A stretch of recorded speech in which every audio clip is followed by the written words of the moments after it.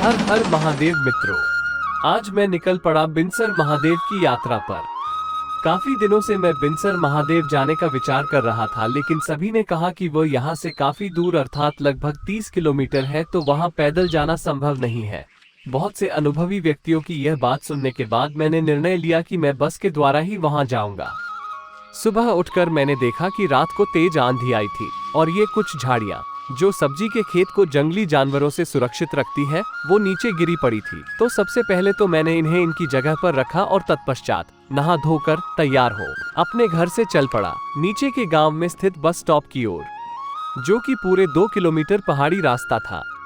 प्राकृतिक दृश्यों और इस मार्ग का आनंद उठाते हुए मैं पहुंच गया इस तिराहे पर, जहां से मुझे बिनसर महादेव जाने के लिए बस मिलेगी। और महादेव की कृपा से आज बस भी बिल्कुल समय से आ गई। मैं लपक कर इस बस में चढ़ गया। बिनसर महादेव जाएगी। मुझे इस समय बहुत आनंद का अनुभव हो रहा था। बस की खिड़की से दिखते ये मनोरम दृश्य, ये प्रकृति, शुद्ध हवा।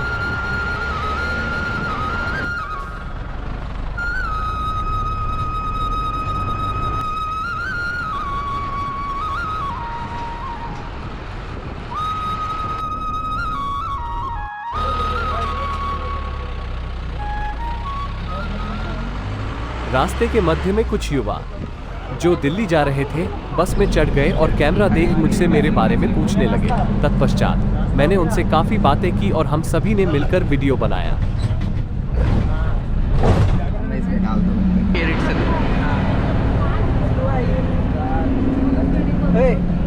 लगभग 30 किलोमीटर तक प्रकृति से परिपूर्ण ये सफर तय कर मैं पहुंचा बिनसर महादेव मंदिर के पास। बस ने मुझे यहाँ एक सुनसान रास्ते पर उतार दिया।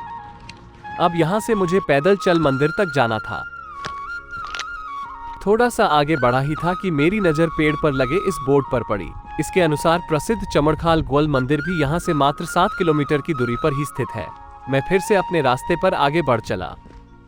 रास्ता चाहे लंबा हो, पर अगर इतना सुंदर हो तो मैं कितना भी दूर पैदल चल कर जा सकता हूँ। आखिर इन सभी के लिए ही तो मैं यहाँ आया हूँ। ऊंचे ऊंचे चीड़ के पेड़ों के मध्य से इस रास्ते से गुजरते हुए मैं पहुंच गया बिनसर महादेव मंदिर।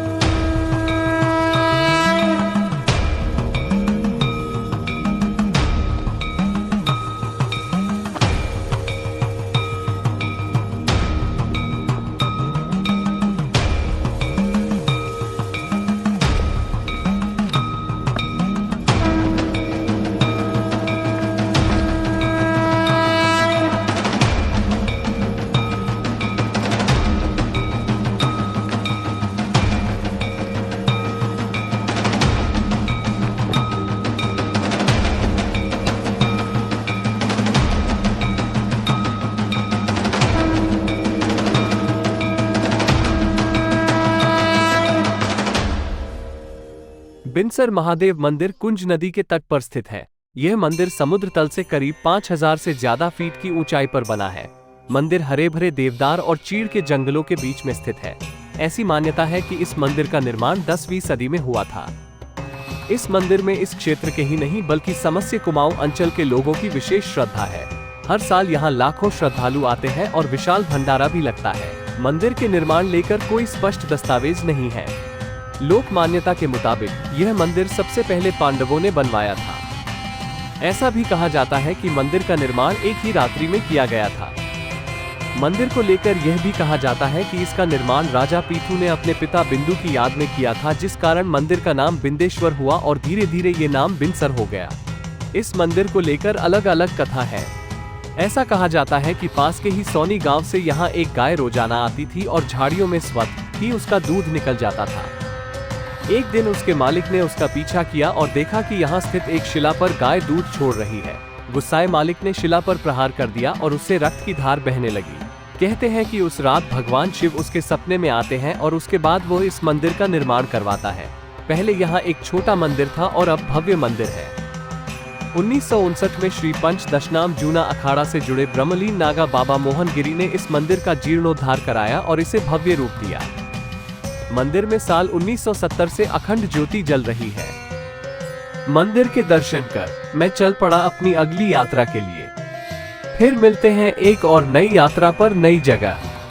हर हर महादेव।